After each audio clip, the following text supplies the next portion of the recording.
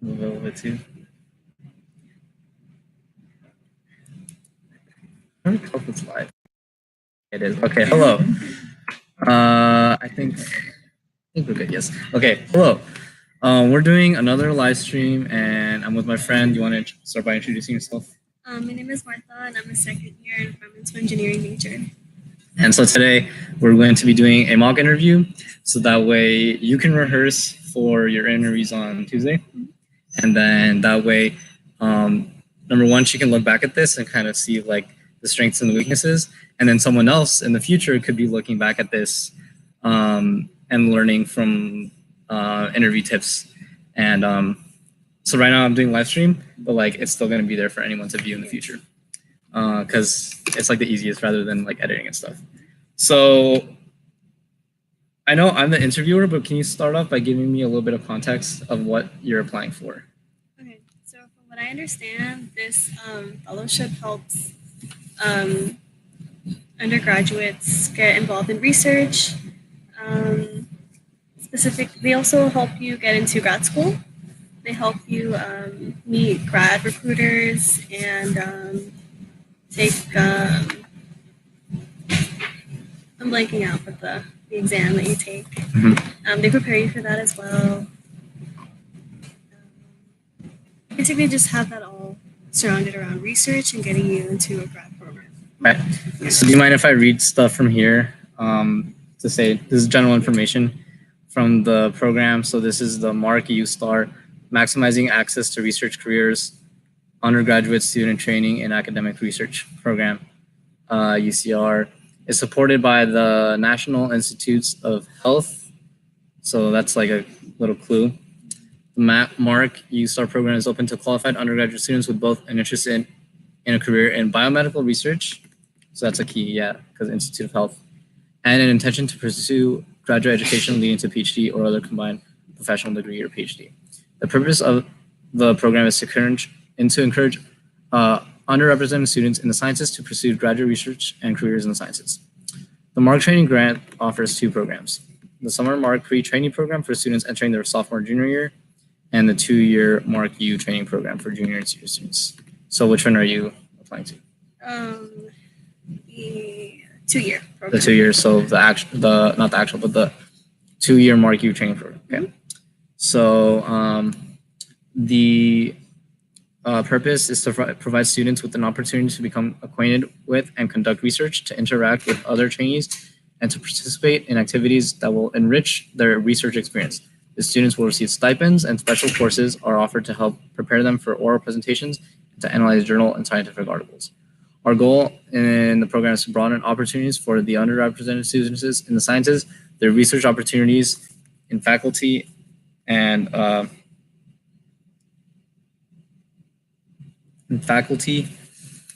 laboratories. Under the guidance of outstanding faculty mentors with diverse research experience and background. I'm taking notes to think of like ideas to ask you and stuff, because I'm getting a feel for it. The program provides an opportunity to work in research setting with graduate students and other scientists. It is also our focus to provide guidance and support both academically and personally to the students of the program. So I'm pretty sure I have a decent idea of what they're going for. And so let's just get started and pretend we're doing the interview. So why don't you like get up and stuff, and then I'm gonna pretend I'm at a desk. Yeah. And then you're gonna like, is it in like a little office? Is it like, let's pretend it's like in like a typical, I'm in my office and then like, you know, hello, whatever. And then you're knocking and then I'll let you in, okay? Okay, so I'm pretending.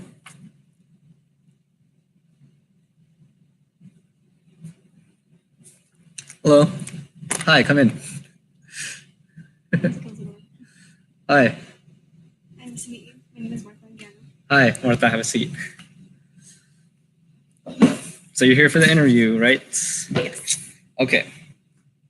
So we have approximately 20 minutes, and I'd like to use this time to get to know you a little bit and then try to see if you're a good fit for the program. So why don't you start by introducing yourself and what your major is and what you're interested in undergrad. My name is Martha Anguiano. I'm a second year environmental engineering major, and I'm currently in a research lab with Dr. Jekerson, surrounded around bioengineering, and we work with cell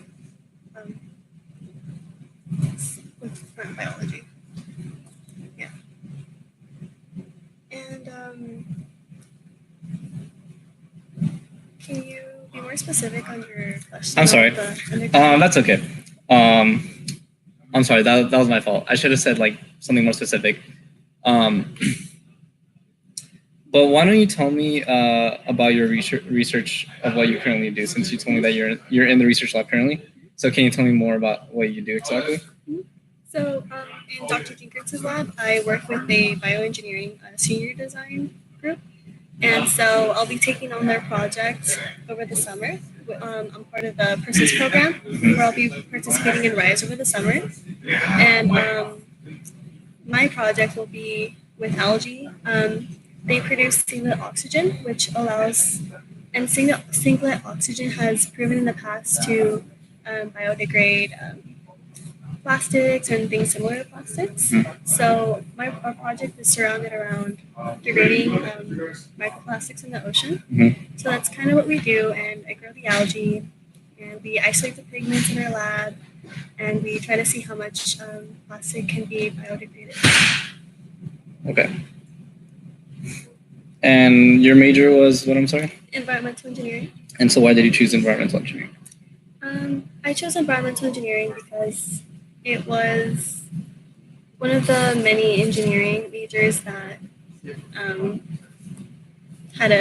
in which I had a passion for. And what I mean by that is I felt that I could help a lot of people in the world live a healthier life by either reducing pollution, whether that's water pollution or air pollution, or maybe even helping biodiversity and animals and different kinds of microbes, bacteria, stuff like that. My main drive for it was to help people live a healthier life. Okay. And what are your goals in the future? Where do you see yourself in 5 years? I see myself in a graduate program, hopefully USC, hopefully in their environmental or chemical engineering department. Would you like to do research as a grad student, or do you plan on doing a more of a thesis type of work or industrial? I'm more interested in the research. In the research, academic research?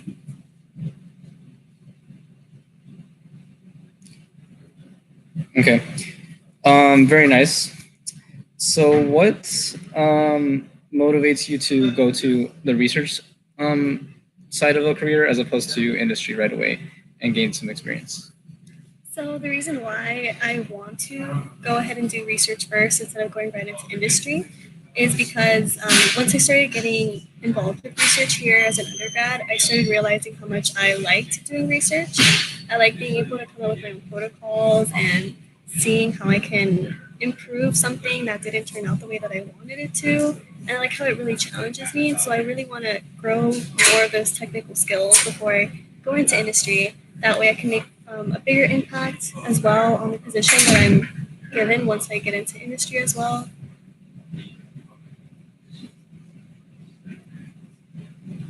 That's Great.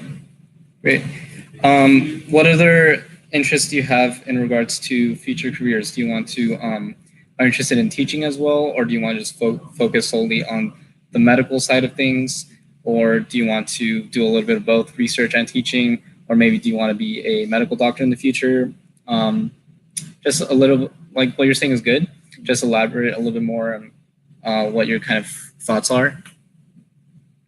Well, I would like to go to grad school, then hopefully go into industry. And once I have experience there, I have been thinking about maybe becoming a faculty mentor or going back to some university where I can actually mentor the students. And that way I can have an impact on students so that they can see that they can actually look up to someone, because I never had someone to look up to growing up. Great. So it seems like you're very driven by impact, both in the medical side as well as the teaching aspect. Why do you why are you so driven by impact as opposed to, let's just say you haven't mentioned like, oh, I'm in it for the money at all. So what drives you more for the impact as opposed to the money? That's a very good question. Unless it is the money and I'm making a wrong assumption. No, it's not about the money at all. Okay. For me, what fuels me to make an impact on the world and on other people is due to the fact that I never really had anyone to help me out growing up. Okay. I just had my parents, and they were never able to help me with like homework, let alone like applications in college. So I just want to be a helping hand for others, and I also want to be a helping hand for others that are growing in, developing countries or maybe like urban cities that they can't help the pollution that they are surrounded around. Okay. Very nice. Very nice.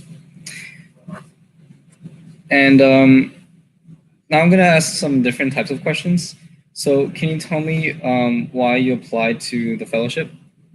What are you interested in gaining out of it?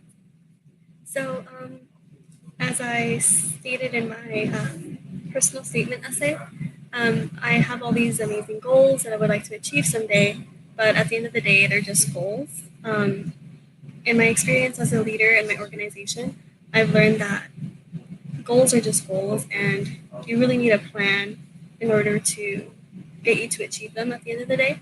So with Marquee Star, I believe that the program can really help me achieve my potential and be the best version of myself that I can be. I can see myself actually being able to get accepted to one of my dream grad schools with the program. Whereas if I do this all on my own, I'll be a bit more apprehensive about applying to certain grad programs, and I feel like I might not have as good of a chance. Okay, so you're using this to leverage your goals to do something to better yourself and go to grad school and do research. Okay, and you mentioned grad school, and tell me about since this application focuses on students that are underrepresented, how do you think that applies to you? Well, from what I've heard from PhD students in my organization, minority students aren't really seen a lot in grad school, let alone women. So that's one thing that I would like to change so that, as I stated earlier, the younger generation, when they see that someone like me was able to go to grad school and make all these accomplishments, they'll see that it's more achievable for them. Because for me, I never saw myself going to college. I never saw it achievable. And even now, I don't think it's achievable for me to go to grad school or be an engineer. So I think being a role model for someone is really important. Okay, very nice. And so tell me about a time where you faced, let's say it was a project in a group setting where you clashed, where two different people had different ideas. What did you do to resolve that issue? Okay. Or to face that issue? Okay, so I remember when I was taking an intro to an engineering course in community college as a high school student, we got paired up into groups and we were making a Stirling engine. That was our final project. And we were all high school students in my group, so none of us had a lot of, we didn't really have a lot of education, whereas some of the other students kind of already understood a lot of the stuff that was going on. So I was actually the team lead for the project, and I remember one of our team members had her father was an engineer, so he helped us out a lot. But then our other partner, she also had like these amazing ideas about like how we can better the engine and stuff like that. So what I would do is just bring the two ideas together and just discuss with them, because at the end of the day we were a team. Discuss with them, which ones were like the pros and cons between the ideas and to see which one would benefit us at the end of the day, because we were kind of like on a deadline, and we also didn't want to waste a lot of money because we didn't really have like a lot to begin with. So I just kind of like wrote down the pros and cons, discussed with them what our options would be, and how we could, just get the project done fastest. Great. And what do you think is your biggest strength and your biggest weakness? So my biggest strength is that I would say that I can communicate well with others. If I'm unsure of something, I'll ask to clarify. If I feel like I won't be able to finish something on time, then I'll communicate that with the other person. Or if I'm stuck on something, then I'll always ask for help. One of my weaknesses would be that sometimes I don't think that I'll be good enough for something, or that I'm not accomplishing something the right way. So I doubt myself every step of the way. And I think that's somewhere that I can, grow confidence.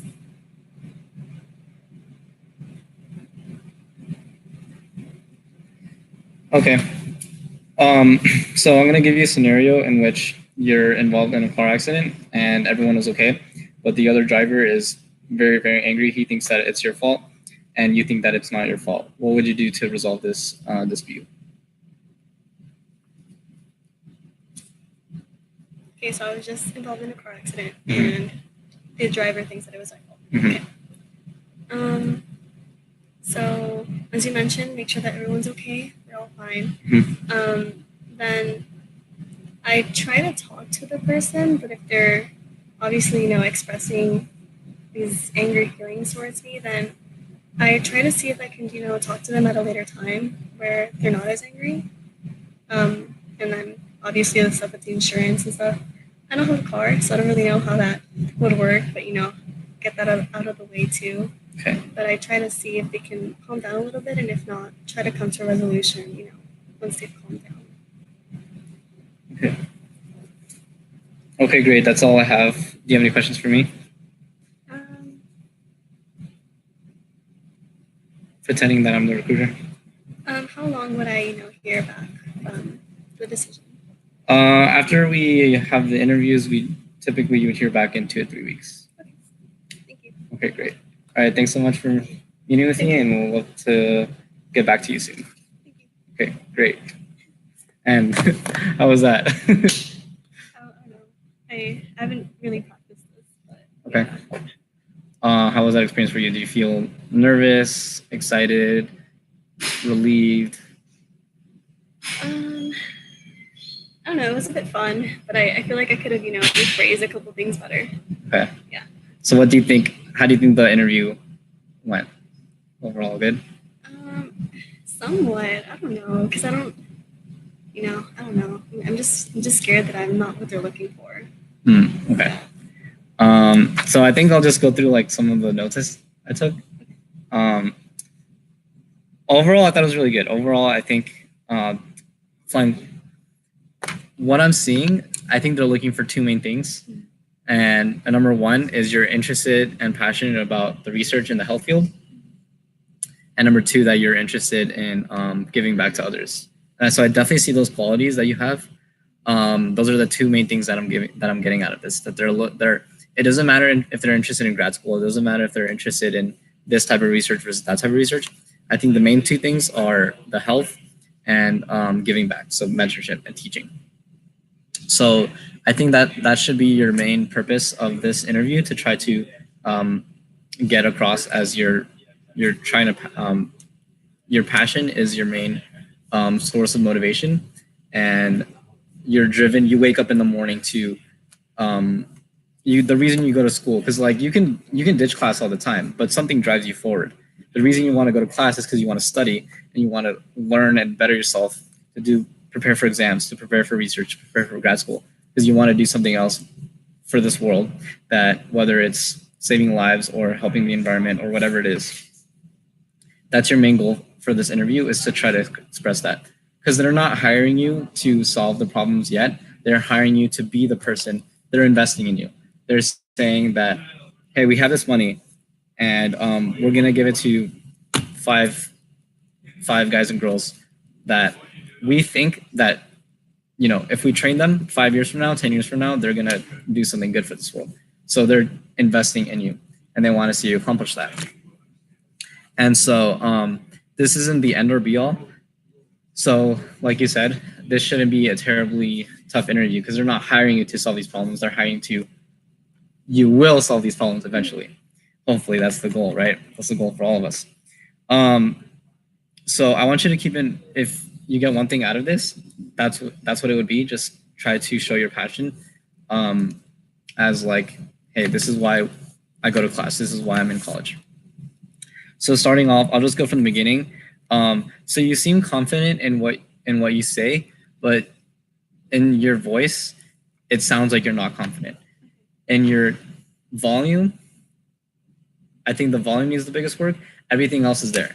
Everything else is the way you phrase your sentences, the way you respond to the questions. The first question was my bad. Yeah, I agree. That was my bad. I should have made that a little more clear. But the first, you know, everything you say is like very confident. Like, you know exactly like, okay, I'm doing this project. I've done this. I studied that. You already know what the program entails. So you have the confidence in you. You just have to express that. So there has to be a balance. I'm really interested in learning about the psychology, this balance between seeming, you don't want to be too cocky and you don't want to seem too modest. Because if you seem too cocky, it's just like, okay, yeah, you think you know everything when you don't. And now I think you're on the too modest side. I feel like you're saying that you like you do know these things, but you're not like expressing it with the same type of confidence that someone would say like, yeah, I'm ready to do this. I'm ready to like, so it's not on the like, it's on a spectrum. So you're not like, oh, it's not like you're completely shy and timid. No, it just needs some work. So for example, with like, even just the way that people shake your hands, even with something like that, that seems like it's not part of the interview. It's part of the interview. So you want to be confident. I think that your handshake was very confident. Like you knew you were the one that offered, and you were the one that was the. So you should do that again on Tuesday. So you offered to shake their hand, and like, you know, the way that you walk, the way that you smile, the way that you speak. I saw this post. You know, sometimes posts are fake, but I saw this post that something like, I forgot what the statistic was, but they say that if you like smile too much, people that smile too much don't get hired as much. Okay. But if you don't smile enough, you won't get hired either. So you want to balance out. It kind of sucks because if you don't smile, then you seem like you're just like a wall. But if you smile too much, then they say that you're not taken as seriously. You're not taken as professionally. So I think the way that you're smiling was on the good level because like you smiled when you first greeted me, and then for the rest of the interview, you were like very professional about it. So I think that's good. So do you see these like sub layers of things that like people subconsciously notice? The way you walk, the way you interact with someone, the way you handshake. Those things are the things that people notice subconsciously that are going to make or break the interview. And everything else is just like the other layers. So overall, so far so good. Yeah, that was my bad on the first question. I should have been more clear. But usually the first question is just like, tell me about yourself, and that's it. And you have no context. So that could be, and generally, that's when they say tell me about yourself, that's your key in. That's when you want to express whatever you're trying to get to. So if you're working for, if you're trying to get a job, if you're trying to get a position for an environmental company, then you want to talk about the environmental aspect. If you're, you know, try to get them to see that their passion is your passion as well. In this case, they're interviewing, so this doesn't always apply, but excuse me. You're trying to seem like, hey, I'm the right person for this type of position. your explanation was good when I asked you about what you did. That was a very good example of an elevator speech where the lab does this, this, and that, and then I do this. I'll admit I got a little bit lost with the jargon, because I know that you mentioned that you study the cells to consume micropollutants. So depending on the audience, try to know what jargon is appropriate and what is not. For me, I followed along pretty well, but I got a little confused because you mentioned the bacteria, I think. I didn't know what that name was. So I was like a little bit lost, and I was like, okay, it consumes the microplastics, in the water, right? Yeah, so at first I was like, oh, okay, I see what you did. So try to, if you know you're talking to a scientist, then yes, use jargon because they know what you're talking about. But if you're talking to a geologist and you're talking about mechanical engineering, then try to change what type of vocabulary you use. For the interview, I think a good mix of it is appropriate, like saying, yeah, say the bacteria name, say, yeah, the bacteria consumes microplastics in the ocean, blah, blah, blah. I think that all that is appropriate because it shows that you do know what you're talking about as well. So that was good. I really like that. Again, though, it seems like knowing you how you are, I can tell that you're interested in this because you chose your major for it. You do events for this. You do like participation and all these different things. So I know you're passionate about it, but through the way you're describing it, it doesn't quite seem as strong as what it truly is deep down. Or do you disagree? Do you think you're expressing? No, I'm not expressing. Okay, so I think that's your main working point to try to. I think what I would say on Tuesday, make it your goal to seem overexpressive. So be like, oh, I'm super interested in, taking this concept and merging it with this and using your hand gestures, use your body motion, use different volumes. Do your best to seem way too overexpressive. And what you'll realize, you'll be trying to do a 10 and then maybe you'll do like a 3. Okay. So try to go for that 10 because what will come out is a 3 or 4 or something. And that will be a huge improvement. If you want, you can practice again tonight or something, and then you can like try to see yourself and see yourself in the mirror and do a recording and look back at this and be like, oh, okay, that's what that means. I really like doing these recordings, not only because I can share with everyone else, but I look back at them because I'm like, wow, I didn't realize I said that like 18 times. I posted a video the other day and I kept saying, at the end of the day, at the end of the day, at the end of the day.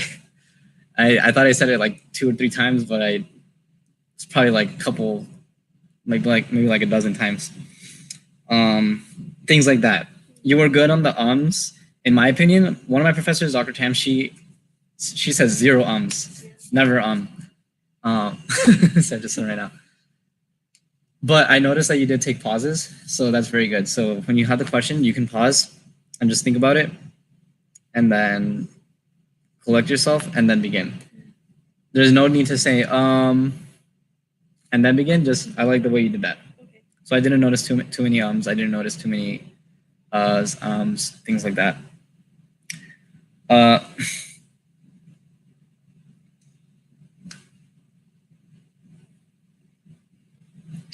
Now, again, one of the challenging things is the way you say things. It can go 1 in a billion different ways. And you really have to balance the fluff with the cliche. So what I mean by that is, on one hand, everyone is going to say, I'm really driven to make changes in the climate to save lives. It has some pretty good keywords: driven, impact, change lives, save lives. But since those are so keywords, everyone's going to use them. So definitely you have to balance it out. I can't tell you what to do. You have to balance out. Sometimes it's good to use them, and sometimes you have to stay away from them. The reason I think it's good to use them is because it primes their brain. Have you heard of priming? It means like the previous sentence or the previous commercial has something to do with the next one. So for example, like if you're reading, it could be commercial, it could be a sentence, it could be a movie. It could be like, let's say it's something about, you're watching a show about hunting and you hear the word deer. You're not going to think that it's like, oh, dear Maggie. No, you're going to think if it's about hunting, it's the word deer, like as in the animal. So your brain is primed to think about a certain type of word. So what you're doing by saying my passion is driven by the following, you're getting them ready to think, oh, they're about to talk about passion. Oh, they're about to talk about climate change. Oh, they're about to talk about medicine. So it is, what I try to do is I try to use those keywords to like kind of prime them and then go on from there without non-typical stuff. So you say, because we can look back at it, and there was one thing that I asked you. I said like, why do you want to go to grad school? And I the first two sentences were completely like unnecessary, in my opinion. But again, I shouldn't say unnecessary, more like fluff. Because you said something along the lines of, you can look back at it later, but for one of them, you said two sentences in a row that said like, oh, I want to, study and be a better person and, make changes. And it's like, yeah, that's what like everyone else is doing too. But then after that, then you started going more into like specifics. So try not to be too cliche, because everyone's going to say the same thing. Like, oh, I'm driven by climate change. I'm driven by saving lives. So think of like unique ways to phrase your words. And all I can say is that this is just English. Like you took like English, like 1A, 1B, right? Remember how like they were like learning, we were like learning how to like use different ways to say the same sentence. It's the same exact thing here. English really applies to this kind of setting, this context, because there's so many ways to say the same thing, basically. So just use practice is the main key for that one. So try writing it down, try memorizing a couple little like, oh, I'm gonna, like sometimes like rappers, they like write things down, and then whenever they do freestyles, they're like, oh, I'm gonna use this one for this, to like get them back. Most of it is improv. When you're talking and doing an interview, it's improv.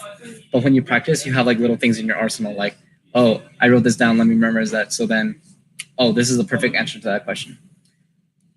Same thing with like strengths and weaknesses. That's a very common thing. So your homework tonight is to look up common interview questions and then answer every single one, so that when the time comes,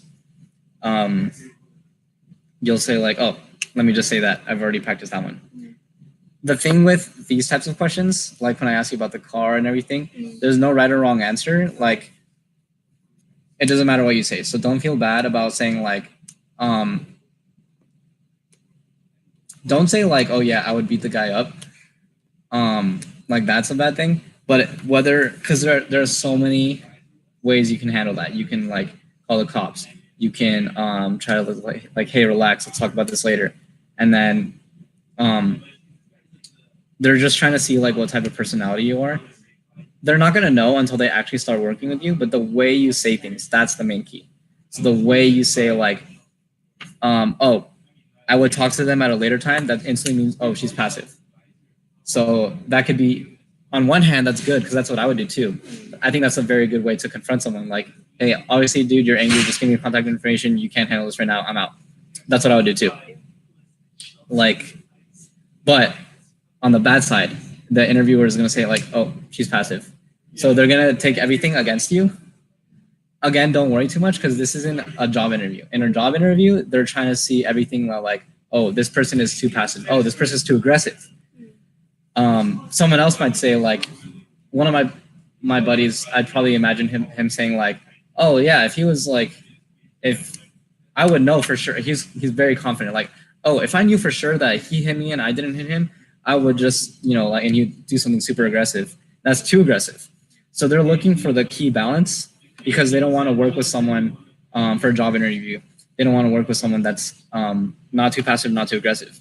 Because if they're too passive, then they're not going to learn how to deal with certain situations. If they're too aggressive, then they're not going to be able to like listen to anybody else's opinion. So try to balance out. There's very typical. All you got to do is just practice. Don't worry if it's a right answer or wrong answer. Just try to sound confident. For you, usually, for myself, and like generally for guys, not trying to stereotype, but for guys, I tell them, don't be too confident because you're gonna seem cocky. But for you, I want you to be overconfident. I want you to feel overconfident because you're gonna try to become overconfident and you're just gonna seem confident. Yeah.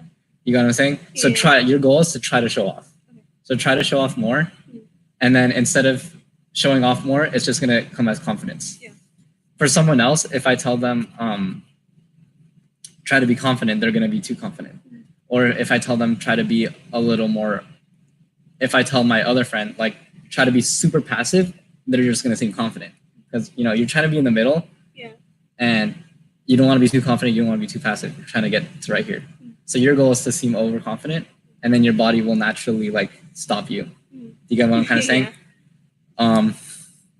Like whenever you like, do you ever like think like, oh, I'm about to say this right now, and then I'm like, because I'm more kind of like you. I'm more on the passive side, and then I'm like, oh, if they ask me like this, I'm gonna be like, no, this is da da da da da. I'm gonna be like so angry, and then what ends up happening, I became passive. Yeah. So like I'm trying to think of an example.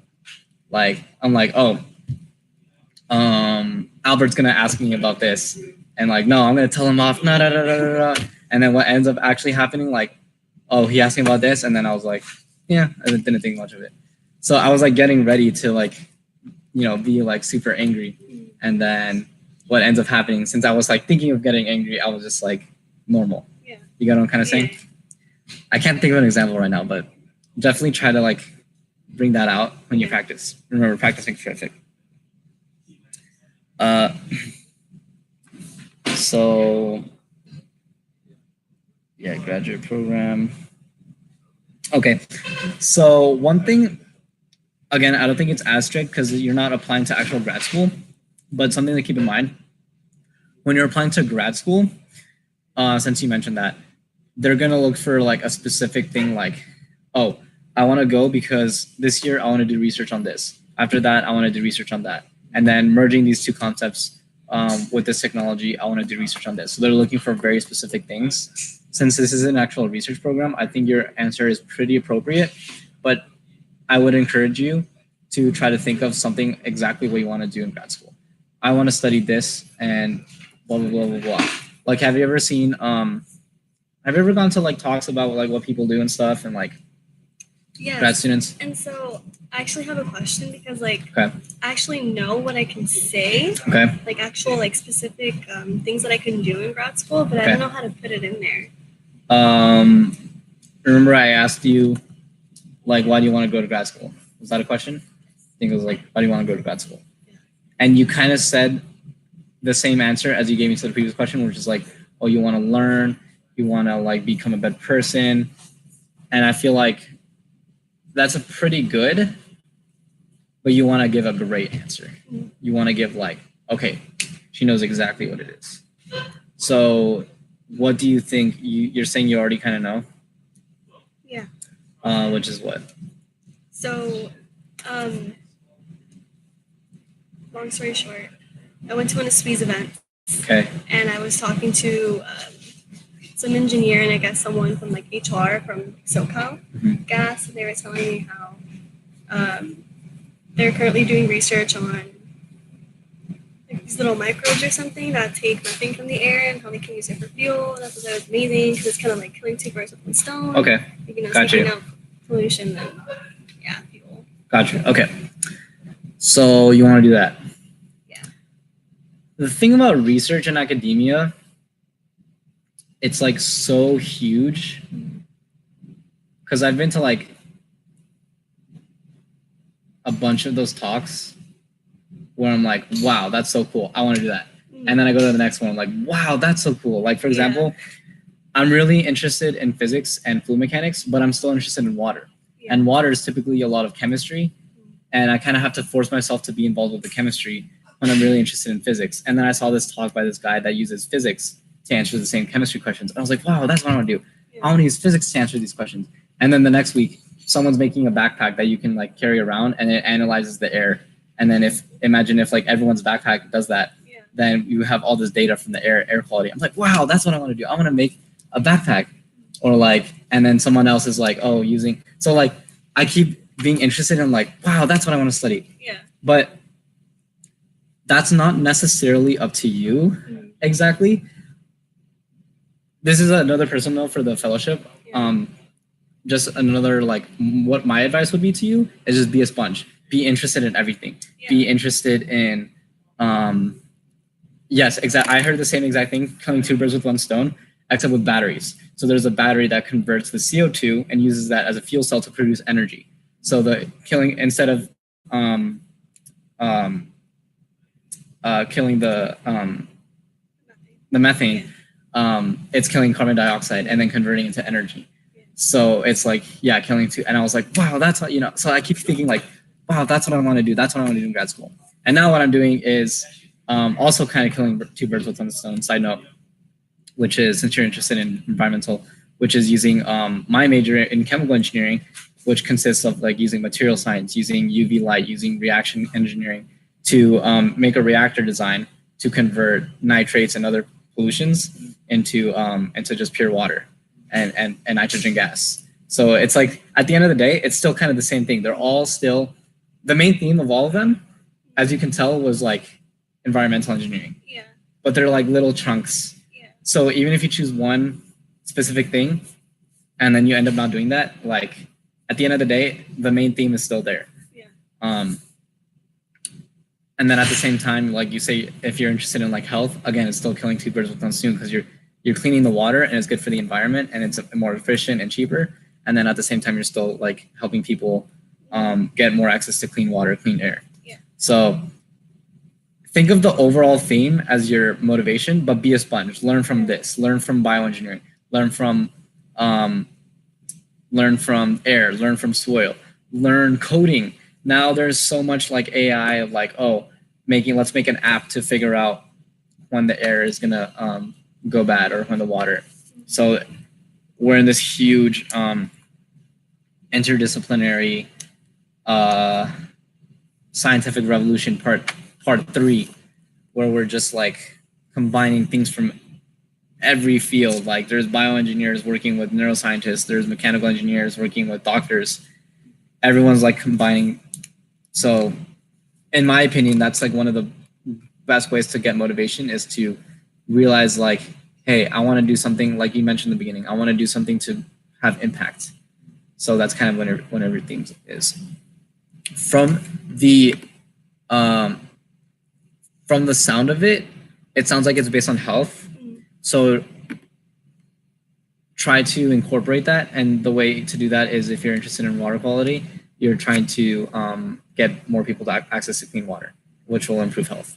So try to read up on this link, click on this link, National Institute of Health, and try to figure out, because some people don't care about, like it doesn't matter whether you're in health. For example, the Barry Goldwater Scholarship, it doesn't matter if it's health, psychology, environmentalism. All it wants to do is promote science, because science has so many applications anywhere. But this one in general, it seems like it's very health-based, or I could be wrong, but it seems like it's health-based. And this doesn't seem like a very too rigorous application, but still you want to have the best application. So see if you can contact anyone else that has won this. Have you? No, I don't know how to contact them. Yeah. Like they're somewhere on the website, but I have no idea how to contact them. Try to look through this and do some like analysis and try to see like, try emailing them too.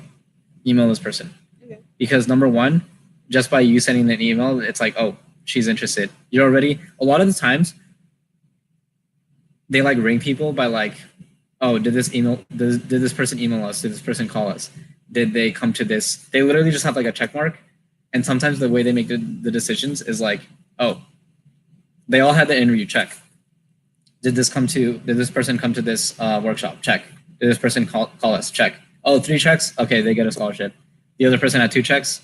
Okay, they get a scholarship. And then even if the person with 1 check with the interview was the best candidate, just because they didn't call or email, they a lot of times they lose a position. Not all the times, but sometimes with jobs and things like this, like workshops and calling. So definitely email this person tonight and try to see if there's they're called testimonials. Have you heard of testimonials? No. Testimonials means like someone who won a previous position. Yeah. They write on the website and they write like a little paragraph, and they like do like little workshops and stuff. So try to see if there's any testimonials. Continuing on. So one thing I noticed is that another thing. Remember, the 2 things that I'm getting across is health and outreach. And so for grad school, a lot of times the way outreach is done is through teaching. And you didn't mention teaching, but what you did mention is mentorship. And I think for this is just as appropriate. So definitely, if they ask you about mentorship, try to elaborate on that. Like, like I'm doing the mentorship program. I'm doing like outreach for kids. Talk about what you currently do. And that's like that's the way you learn how to learn. That's how you learn how to teach. And then when you actually teach, you say, I want to be a mentor. I want to be a faculty mentor. I want to be a TA. I want to be a professor. I want to do workshops. I want to do workshops for girls, underrepresented communities. And then that's how you tie in multiple things at the same time. Maybe out of nowhere, just sparking an idea, combining all 3. This isn't something you have to say, but just out of nowhere, what I'm thinking is, I want to do a workshop where I teach about Hispanic girls how to be doctors. So you're doing all 3. You're doing the teaching, you're doing the outreach, and you're doing the underrepresented communities. So like, see how you can tie all 3 things in the same sentence? Yeah. Think of something like that. Maybe generate your own ideas. It doesn't have to be a workshop teaching girls about medicine. It could be a workshop. It could be my goal is by my 3rd year of my grad school, I want to give a research talk. My goal is to travel and talk to people. I want to implement systems, and I want to make a water purification system in Nicaragua. Or, some people are driven. They can't stop talking about traveling. They can't traveling. For me, it's more about teaching. It's more about like mentorship, like this kind of stuff. I'm more of like, it doesn't matter if I travel. It doesn't matter if it's air or it's an app or computer science. But what it has to be is like teaching, and about environmental engineering. That's my drive. Environmentalism, chemical engineering, using science to fix issues in our society. So for you, what you want to do is like, why do you want to be a mentor? Why do you want to what are some ways that you've mentored in the past, and what are some ways you can mentor in the future? That makes sense. I'm talking a lot, but like you can obviously go back and then like practice. Just definitely keep practicing. Whenever I'm nervous for something, I definitely practice. Like, honestly, I don't do that thing where like I don't like do that thing where like you have like your flashcards and you're just like reading it over and over again. Like when you do a presentation, honestly, I just do it in the shower, just like naturally, without flashcards, without anything. And I'm just like, da da da da da. And that way, it's not for memory. I've never memorizing any presentations. I'm never memorizing anything for an interview. It's just like when I practice in the shower, I have things in my arsenal and I can tweak it during the actual presentation. So when I'm giving, like, for example, you came to one of the workshops I did recently, right? I forgot which one it was.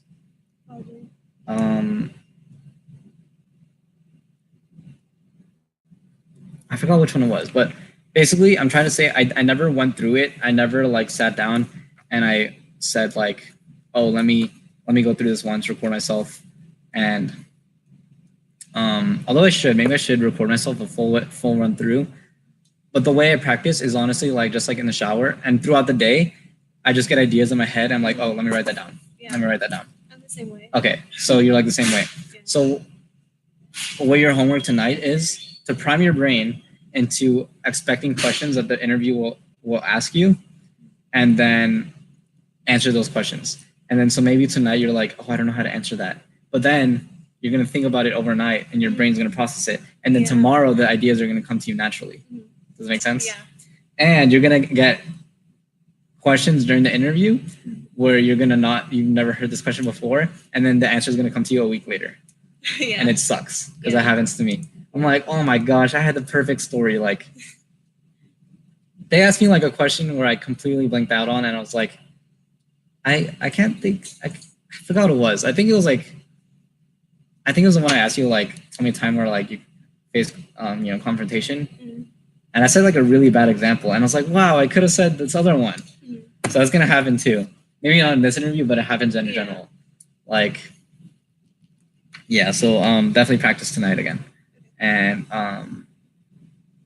yeah, like, because I definitely see your applications very good, and I didn't see your statements, but knowing from what you're telling me, it seems strong. So you want to go from good to like perfect.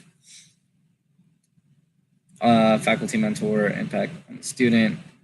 Yeah, you definitely, that's your main impact. And I see how that's tied together, your main motivation. We have similar motivations, because our motivation at the end of the day, one word, is impact. Whether it's through environmental or science or teaching, it's still impact. You want to progress society. Whether it's other people's motivation is money. Like, I'm doing engineering because at the end of the day, I'll make money, but then I'll do my true passion on the side, which is photography or other things. But to each their own. For me, I couldn't do that. My job would have to be my passion. I couldn't do a job and then my passion. It has to be together. Yeah, so definitely don't forget to use past experiences of what you've done as a mentorship so far, which you do have. Try not to think of high school. Try to limit yourself from college only. If you do, that's okay. But try not to. And the older you get, the less younger stuff matters. So like, by the time you're applying to grad school, definitely, some exceptions use high school, but 9 times out of 10, they don't care about high school at this point. And then when graduate students apply to become postdocs and professors, undergrad doesn't matter at that point either.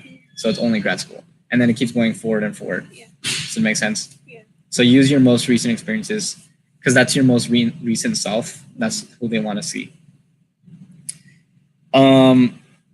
Okay, one gripe that I see why you said it, but I think there's a better way to rephrase it, which is you said the word just goals.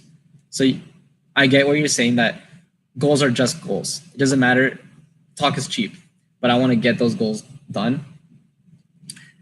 I get the point of you saying, but the word using just goals, in the interviewer's mind, they're going to think, oh, they're just goals. She doesn't care about them. And I know that's not true. I know what you're trying to say is, goals are just goals. I can make any goal, but it doesn't matter unless I accomplish it. That's what you're trying to say. But by using the word just goals, it seems like you're devaluing the word goals. So what you want to do is think of an alternative way to phrase that. Every word you use is real estate, and you have to be very careful with how you use it. So one way of doing that is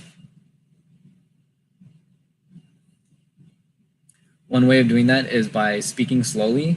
So that way, speaking slowly is good for 2 reasons. Number one, again, there's some psychology that says that people who speak fast are also less likely to get, they're less likely to be seen as like leaders. And people who look at any president's speech, any president, Barack Obama, any president, look how slowly they speak. Very slowly, super, super slow, unnaturally slow. Like, think of like Barack Obama, like, today the nation has stepped forth, like unnaturally slow, right? Yeah. Number one, it's because they're trying to seem powerful, because the reason they speak slow is because they know every word matters. Every single word matters. So if they speak slowly, they can carefully choose exactly what word to say. Yeah. Does it make sense? Yeah. If you're speaking fast, you're telling them like, number one, the reason speaking fast is bad for two reasons. Number one, that's a very good sign of nervousness. Not that I'm not saying it's not okay to be nervous. It's completely fine to be nervous. But number one, you're going to seem nervous. If you're talking fast, like, oh, okay, she's nervous. Just relax. Just relax. And rather than listening to what you're saying, they're just like thinking like, okay, she needs to calm down. And that's okay because they're dealing with nervous people all day. So that's not what matters. What matters is you want them to get them to pay attention, not to the subconscious things, but you're trying to outsmart the interviewer. The best interviews are the ones when the interviewer forgets that they're doing the interview. So I heard that from my professor, Dr. Walker. She said that her best interview was when she got the professorship. The interview was supposed to only be like, I don't know, let's say 15 minutes, and they ended up talking for an hour and a half about sports. And then she got the position because she turned the interview around and said like, hey, like, yeah, this is just an interview, like, but we're still humans. We can talk about sports. Something that Albert likes to do that I really like is like he goes to recruiters and he says like, how's your flight? You know, how was your just tell me how your day's going. And then they completely, and then sometimes like I do it too. Sometimes I go to random recruiters like at career fairs and I just talk to them, same thing. Like I say like, hey, how's it going today? Like, I just wanted to talk to you. I'm not interested in, I go to like electrical engineering companies because I have no interest in working for them. Yeah. So therefore I'm not nervous. Yeah. So that way I get to practice talking to people and then they get to realize like, oh, this kid's cool. Like he's actually talking to me, not about himself. Like this kid's actually, and then if you want, then you turn it around. So then like what Albert does whenever he wants a speaker for a ship, and Angelica too, they let go to recruiters and they start talking like, oh, how was your traveling? And then they're like, oh, I traveled from Chicago. Oh my God, I was just there. And then they start talking and then there's like one little talking point and they say like, yeah, my phone is running out of battery. And then, hey, I'm working on a project on batteries to try to improve them. So now you're going the back door.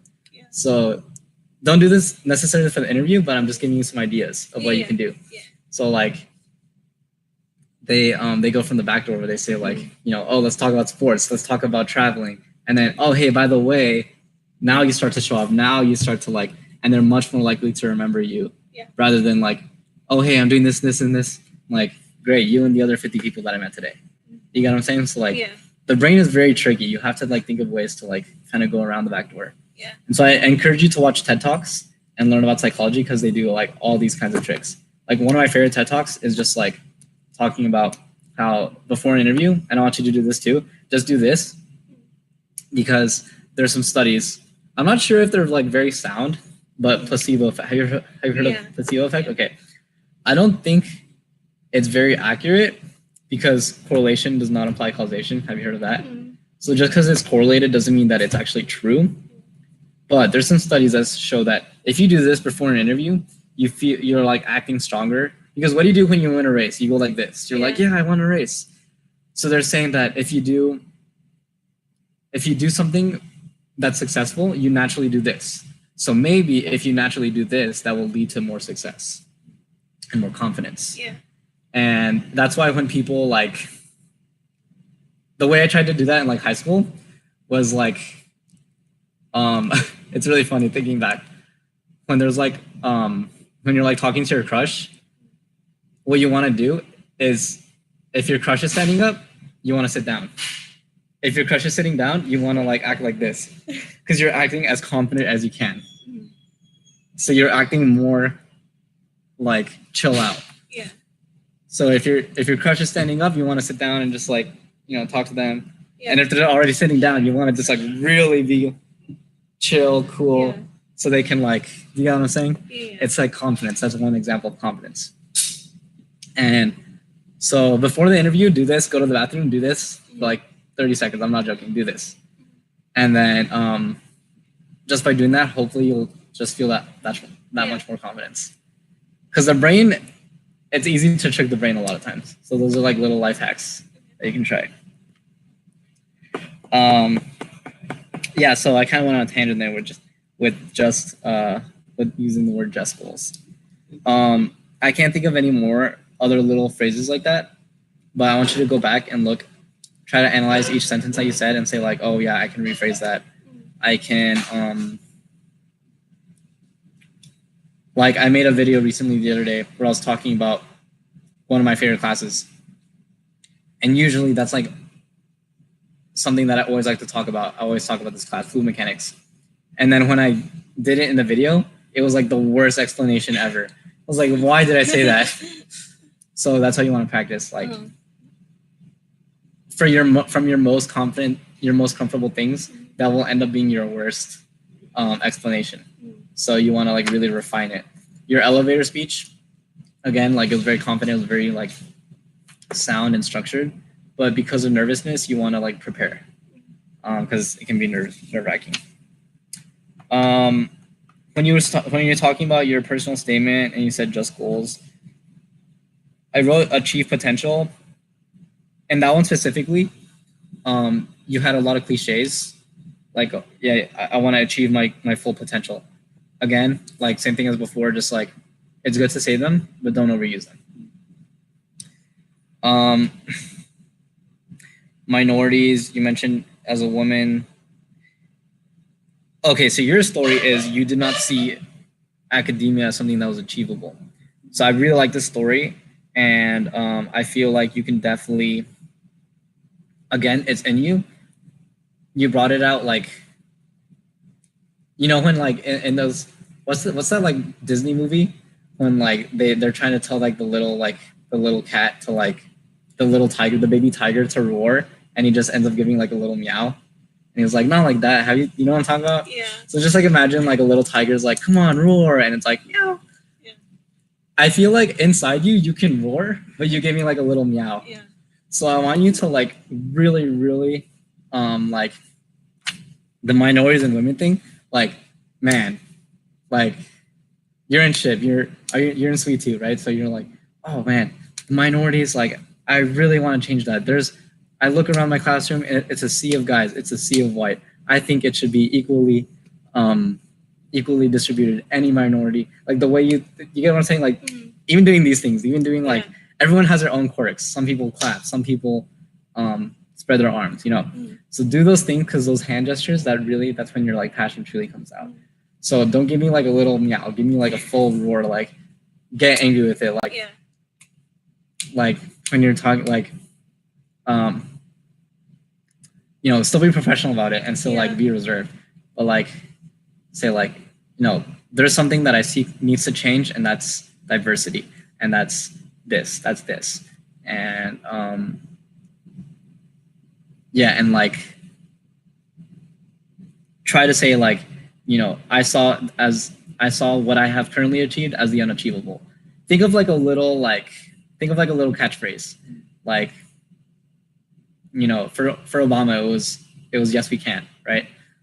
For you can have like a little like quote, something like,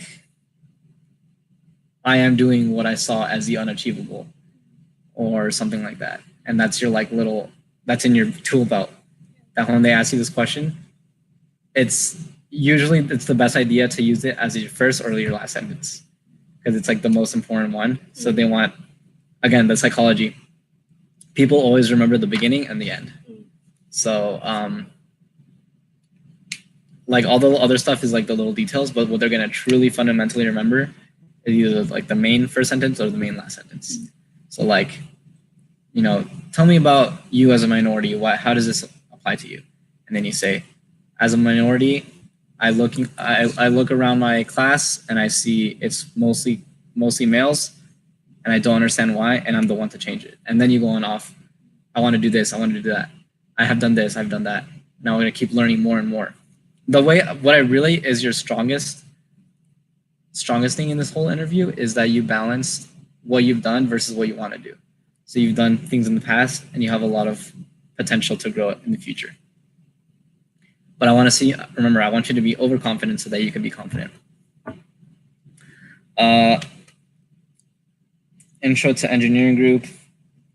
So when I asked you your story of like how you handle it, I can definitely tell that you haven't practiced that one, or have you? Okay, because you seem very, very on the spot, and that's okay. Remember, don't worry. You're never gonna be able to predict every single question, but that tells me two things in one stone. Number one, you told me about the way you handled the situation, but number two, since I put you on the spot with that question, that instantly tells me how you react to a high pressure new situation, because you've never been asked that question. And so I felt like at first you were like pretty strong, and then you kind of like started to swerve a little bit. So overall, it's very, very, very high potential, but a little too concise. So for example, you said that you worked on this group project and you became the team lead. And then I was expecting to hear like, oh, I was a leader, like I organized. So you kind of primed me, but in a different manner. So you kind of primed me, and I was expecting to hear like, oh, I organized this and I organized that. But instead, what I focused on was that your friend's teammate was the engineer. No, your friend's teammate's parents were the engineer. So now I started to kind of shift towards that. I was kind of going back and forth between like, wait, who is the team lead, you or the friend? So, and the way you do that is kind of tell a story. So like, I was a team lead, and I can't say like you've had this experience, but you know, I was a team lead, but someone disagreed with this. So what I did was, you know, I went along with their suggestion, but I checked their calculation, and it ended up not being correct, and we went back to my scenario or whatever it was. So I can't say like whatever scenario it is, and you shouldn't lie either. That is an option. You can lie, but I don't recommend it. Yeah. I haven't done that, but you can do that to your advantage. Don't ever lie about skills, because if you tell them I can code and you can't code, they're gonna rely on that. But you can lie about you can try to lie about scenarios, but I don't recommend it. Just try to be careful with your words. And I don't mean, I'm going to try to use an analogy. By be careful, I don't mean don't be afraid to step on the Legos. I mean maneuver your way to the most optimized path. Like, for example, if you're trying to step on Legos, there's two ways to get to the path. Like, one, you can be like super careful, and then you're going to end up like, ow, ow, ow, ow. Or if you're like a break dancer and you're just like all agile, moving through the Legos, like that's much more agile. So don't be scared to like, oh, you know, I don't want to seem too overconfident. I don't want to seem like I'm not good enough.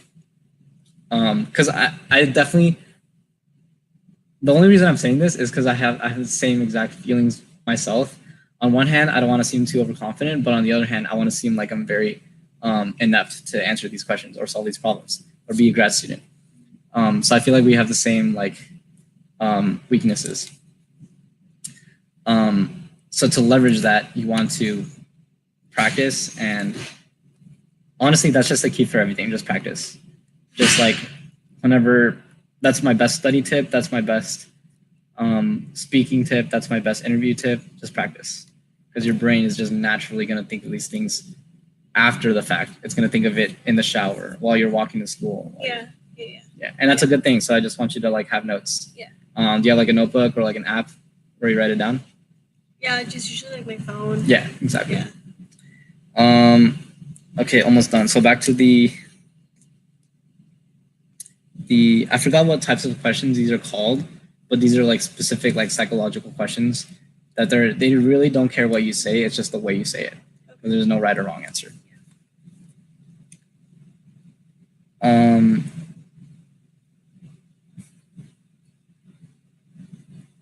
Strength. Okay, I thought of one more question that I can ask you, if that's okay. For your strengths and weaknesses, that's a very common question. You know how they're like playing like these little mind games to you? You can play them back. Okay. So for the weaknesses, one little key that I've learned, no matter what you say, doesn't matter what you say, end it with, I'm working on it by doing this. Okay? Okay. So can you tell me your weaknesses one more time and then tell me how you're going to change it?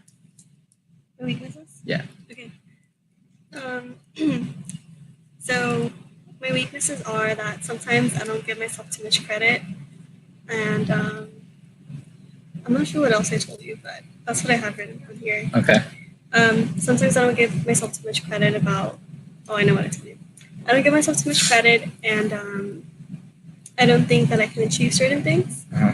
And those two play hand in hand. Uh-huh. So what I'm doing to work on it is writing down what I've achieved throughout the day, throughout the week. Perfect. And when I don't think I can achieve something, I look back on it and see that it's possible. Perfect. Perfect. That was excellent.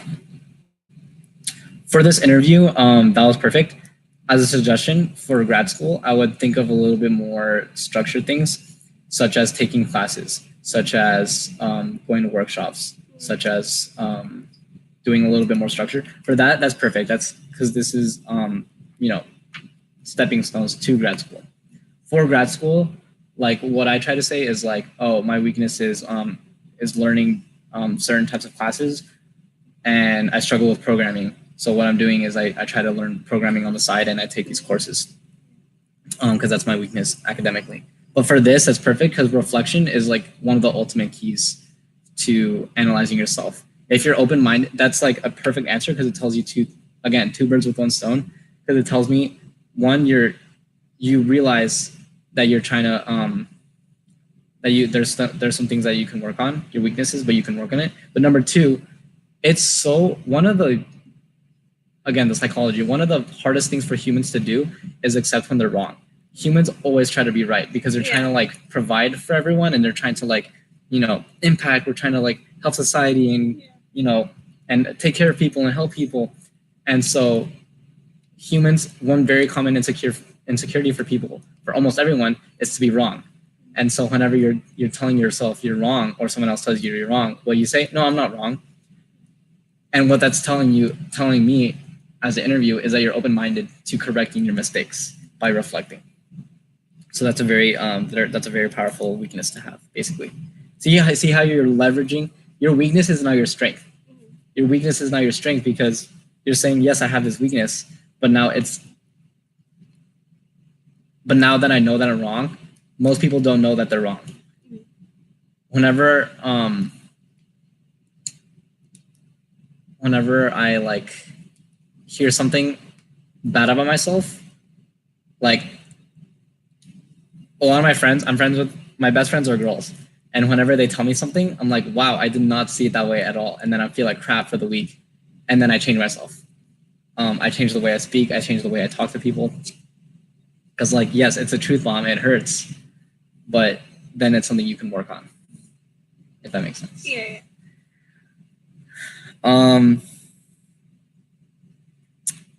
Your strength, communicate with others. Again, just like honestly, just go home tonight, tomorrow, and just like read up on these questions and practice out loud. Like literally look up, like I'm just gonna look up interview questions for engineering, for science. You want this position, just go through all of these. And then replace position with, the fellowship. I don't think they're gonna ask you anything about financially, but be prepared for that. How would this help you financially? So just think like pretty typical answer. On one hand, you want to go for the typical because it's like a good answer, but it's also expected. So again, balance that, whether you want the typical, expected, or atypical, but unique. So for example, a typical answer for the financial thing is like, oh, this would be so good because I would just be able to focus on my studies rather than worrying about financial situations. That's a very common thing.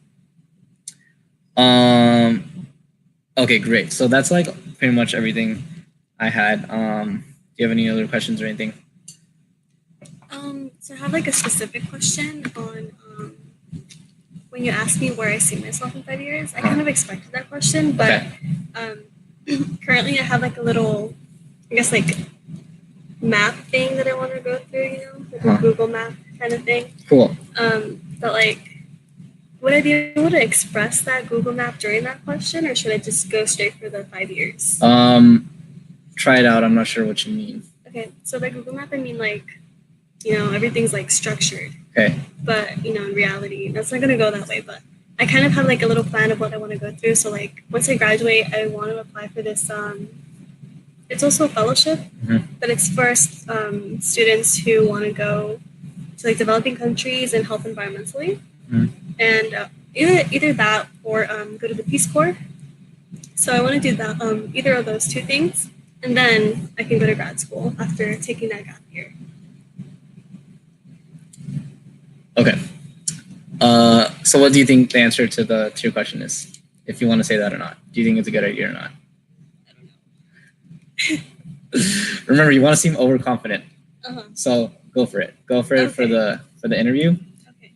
The thing that might be holding you back, which is probably don't go for grad school, is, as you said, whatever you plan out, it never works out. So you're planning out like, oh, I want to, like, no offense to myself or any other freshmen that say this, because it's not a bad thing, but sometimes you hear like people like Albert did this. I remember talking to him one time, and he said like, oh, in my first year, I'm going to get this position, and then I'm going to get research here. And then once I do that, I'm going to get this internship here, and then apply here, and then get this job here once I graduate, and then go to grad school. And then what ends up happening, completely none of that. You're still good. You're still doing well. You're still on the right track, but completely none of what you said. You're still doing other things, but you can never predict exactly what you want to do.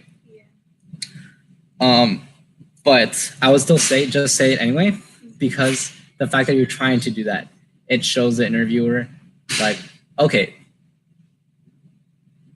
maybe they'll do all that stuff, maybe they won't, but it's going to show the interviewer, wow, she's really thought about her future. She's really motivated. She's not just going to college because someone told her. She's going to college because she's actually driven to do these types of things. So definitely go for it in the interview, in my opinion. Yeah.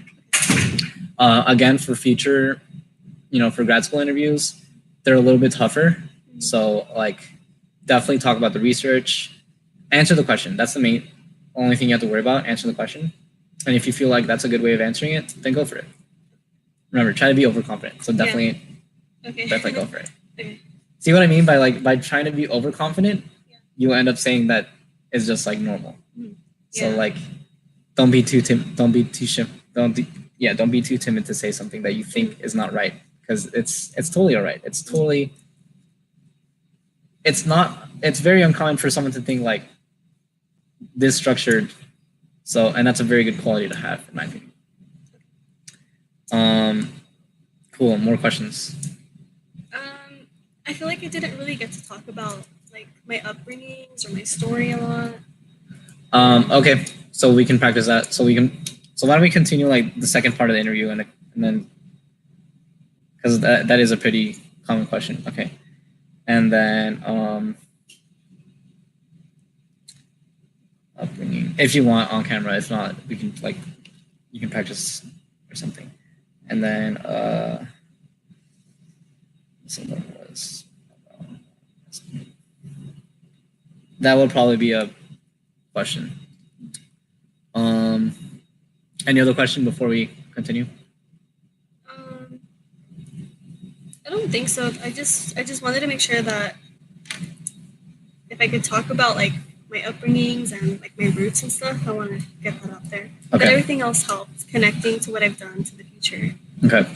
One advice for that is, even if you have something in your arsenal, don't waste it when that's not the question is. Do you know what I'm saying? So like, if I ask you about grad school and research, don't talk about your past experiences, which I kind of started to do in my applications. I remember when I was applying, like, you answer 3 essays, and one of them's focused on the research, and the other one's focused on the upbringing, like that personal statement. Yeah. And I started using the personal statement on the research stuff, and I look back, and someone else told me like, "Oh, read back this. You're answering another question." So don't. That's my advice for that.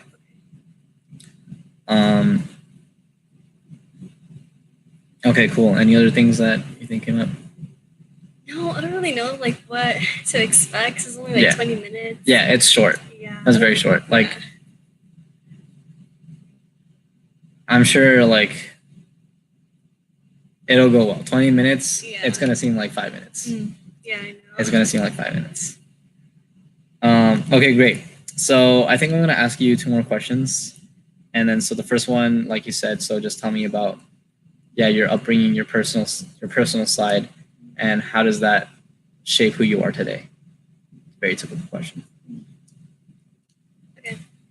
So, I'm an only child. My parents immigrated here from Mexico, and they had, harsh lives. That's why they came over here. But my family is what fuels me to be here and be in college, because I've seen my dad specifically work hard every day as a mechanic, and he's injured himself various times, but because he has to provide for his family, he still pushes through that. My mom, she's always there for me emotionally in every type of way. They're my support system, and they're always there for me. And because I always see the sacrifices that they make for me, it reminds me that the sacrifices that I make right now to be here, and sacrifices that I make to not go out with my friends and instead study something so I can actually get a good grade and such, that's what relates back to my motivation and why I do things. So I grew up in South LA, which is in an urban community, and I'm an only child, so I never really had anyone to help me around with homework. And so that's why I try to help people out here, such as my friends when they don't know things, when I've asked for my help. And so I didn't get the best of education in high school, middle school, even elementary school. But people have always believed in me and saw the potential in me, even when I don't see the potential in myself. And even then, it still happens. And so that further pushes me to do better, because if someone sees the potential in me, then maybe there is something in there that can help the future and help other people. Yeah. Okay, great. Great. My second question is, you can use a piece of paper, and I want you to walk me through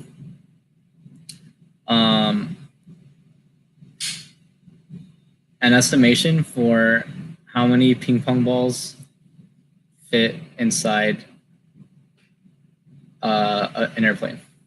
An airplane. Yeah.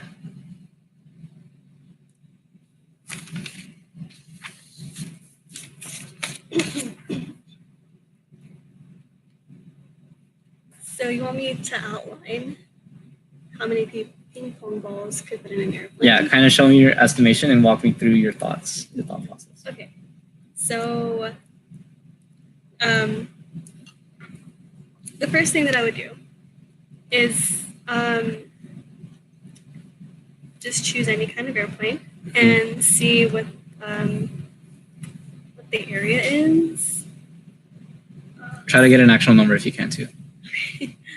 Let's just say that it's 500.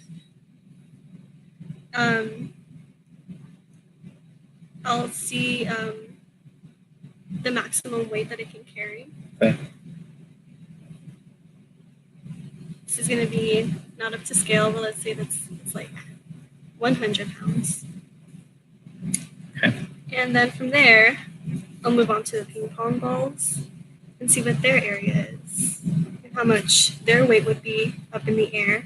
Okay. Say it's 50 and about 5 pounds.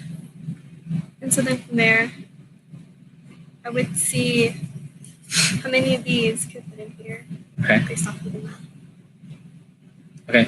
Try to continue. Try to see if you can get a number. Okay. So let's go based off of the math. Okay. I can fit. Well, that's my maximum weight, considering gravity and everything. And this is how much I have. Okay. I'm not sure if that's correct.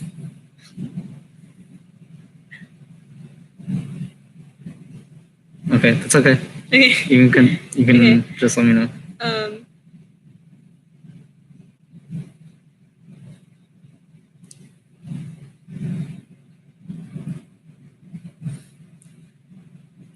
Yeah, I don't know. Okay. I'm a little hesitant to That's move good. forward. That's all right. That's a pretty. I haven't gotten that question. Those types of questions, but what I heard, those types of questions are very common for. They're relatively common for engineering and science positions in general. Yeah. But these types of things are very common for computer science positions. So they ask you to write a code for counting every seventh prime number or something, or an algorithm for finding the best, Wendy's in the United States or something, or I don't know what. I just made that up off the top of my head. But some kind of estimation. And then side note, for any chemical engineers, they ask you like, oh, describe Reynolds number, describe ideal gas law, for example, or describe like something that's like pretty common that's like, okay, you should know that like off the top of your head. So maybe for you, in the future, you're environmental scientist, so that it might be say like describe the water cycle or something. I don't know. Well, that's like a very common thing, like nitrogen cycle, or like something that's like something like that. I wouldn't know, but I would expect describe global warming, describe the nitrogen cycle, or something like that. Describe the water cycle, something that's like atypical knowledge for the average human, but very typical knowledge for whatever field. Yeah. Anyway, so from the first one, so you had a personal statement. Yeah. And what you described, did you put that in your personal statement? Mm-hmm. Perfect. For the interview, since it's a short thing, I would try to number. There's two things. Number one, it's only a 20-minute interview, so remember every word matters. And number two, they already have it, so don't repeat exactly. You want to repeat key points and key things, but you don't have to repeat the whole thing. Okay. And so, what I would say is like, if you get asked, tell me about your upbringing in an interview, I would say like the key points, like for you, like I noticed my dad's a very hard worker. My parents sacrificed their own free time to sacrifice and provide for me, and that's what fuels me to succeed as a student. So I can both give back to them in my success as well as provide for my future family and my future generation. So you see how I kind of summarize the whole thing in one sentence? And do it in your own thing. It's a personal thing, so it's very personal. So you have to practice it by yourself. And so, yeah, so in this case, I understand like it was a little long because you were kind of telling me. Yeah. But ideally, they already read your application, so they kind of already know who you are, kind of. But they have some assumptions of who you are. Yeah. So just kind of like, it's like an elevator pitch. So just like how you told me your elevator pitch for what you do for your science, do the same thing, but for your own personal life. Other than that, and again, just be confident. But overall, it's very good. For this one, like I understand this is like a very like challenging one. You want another one? No. All right, that's okay. So what I would do for this, my comments for this is like,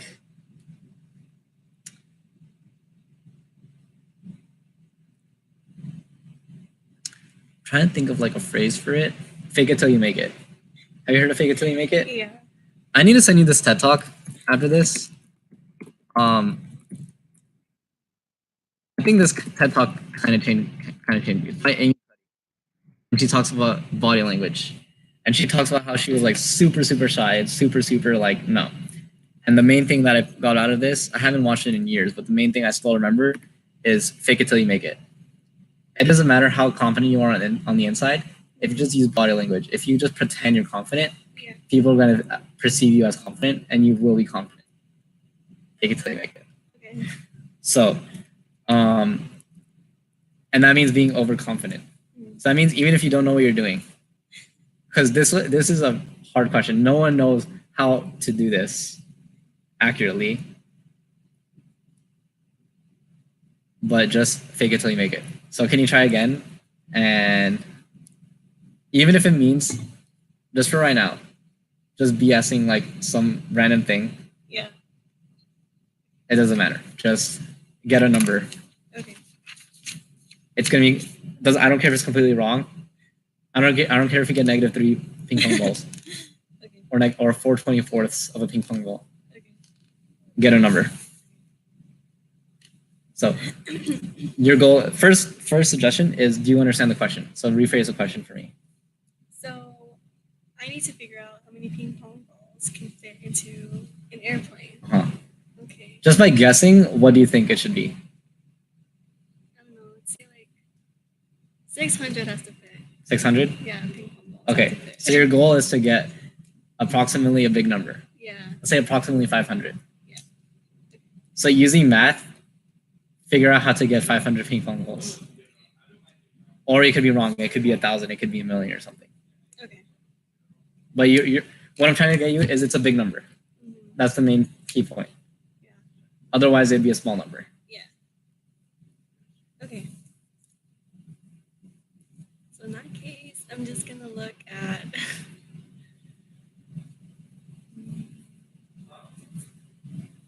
Remember, seem overconfident. Yeah. Seem like you know exactly, like, pretend you're a professor, like, oh, I've done this I've done this for my research for the past 12 years. Yeah. Let me start by...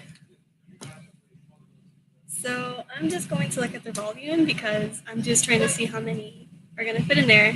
Doesn't matter if the airplane is in the water or on land. Just need to fit in there. Okay, so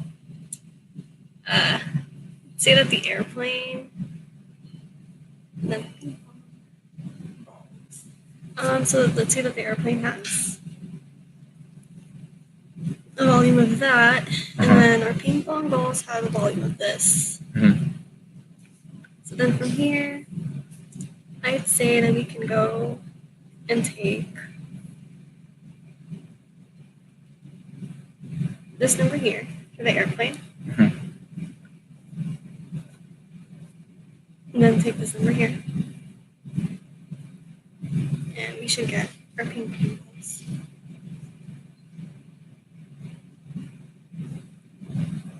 And what's your answer? I'm not too good with math off the top of my head, but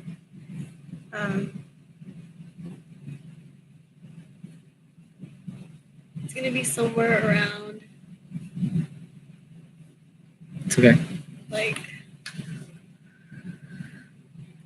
I want to say like 900-ish. Yeah. Okay. All right, perfect. Cool. Was that better? That was better? Nice. So, just for the sake of answering this question, let me just show you what I would do. Okay. Basically, you would take the volume of the airplane, and then you take the volume of the ping pong balls, the volume of the ball, right? And then you would have a ratio of the volume of the airplane and the volume of the ball, and that would be the number of ping pong balls that can fit inside, right? Because it's like, even when you first learn like fractions, like, oh, one birthday cake has 30 candles. How many candles are there in 5 birthday cakes? Yeah. Oh, you just multiply. So it's kind of the same thing as like a ratio. So then you'd say like, one of the key things to do, what's unfair about this question is I give you an engineering question. And so like a lot of times you have to make an assumption. Yeah. So one of the things that they like is like, oh, I'm going to assume that the airplane is a cylinder, and the volume of a cylinder is pi r squared, the area times the height.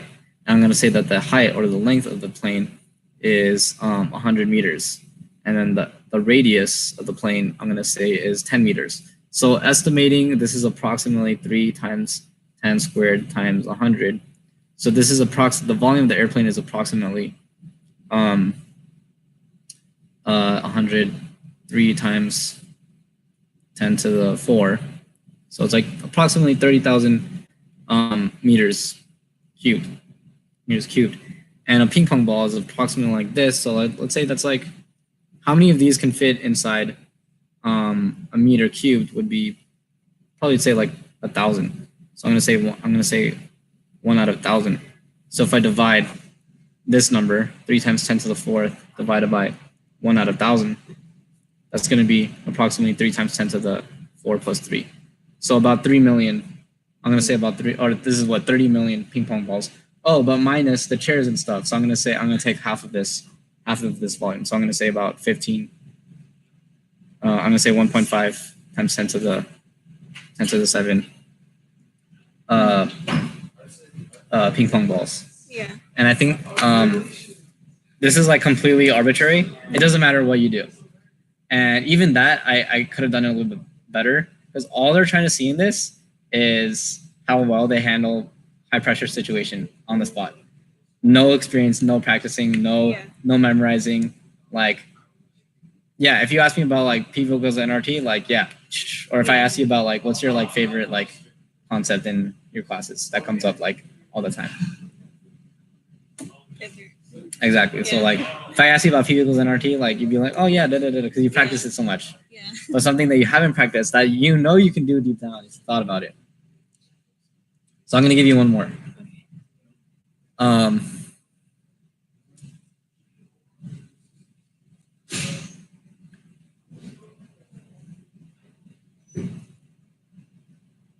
I want you to estimate how much the ocean weighs. Can you try that? Yeah. Okay. Remember, be overconfident. Yeah. So be like, you know exactly.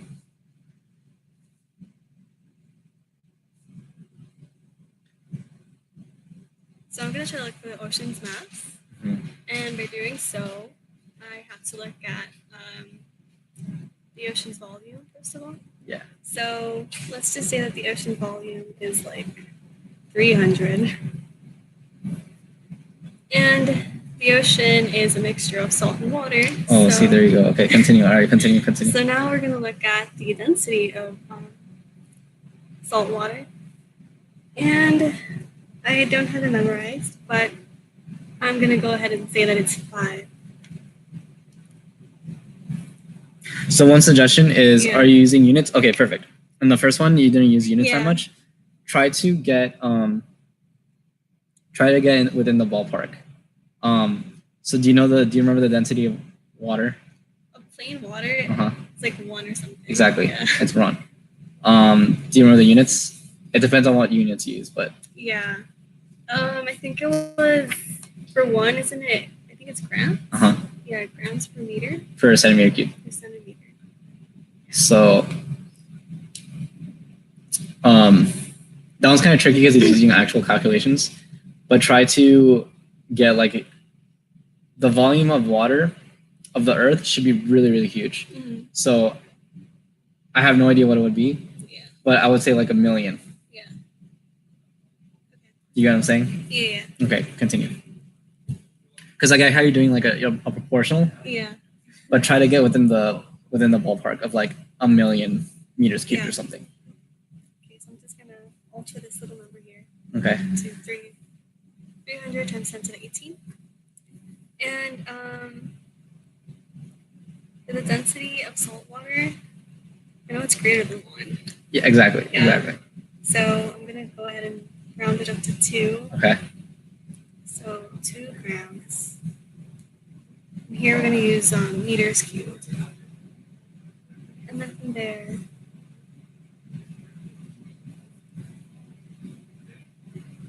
based off of my approximation, the ocean's mass would be around this. Like something huge. Yeah. Nice. That's pretty good.